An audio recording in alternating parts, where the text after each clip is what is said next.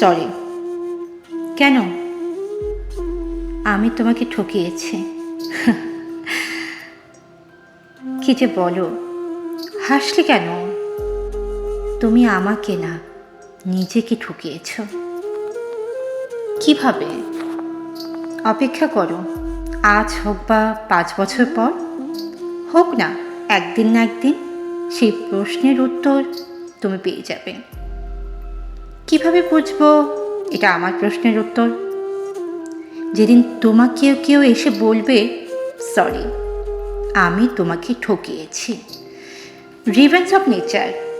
তারপর একটা দিন আসবে যাকে এক আকাশ সমান ভালোবাসার পরও সে হারিয়ে যাবে, আর তুমি তাকে হারিয়ে ফেলবে।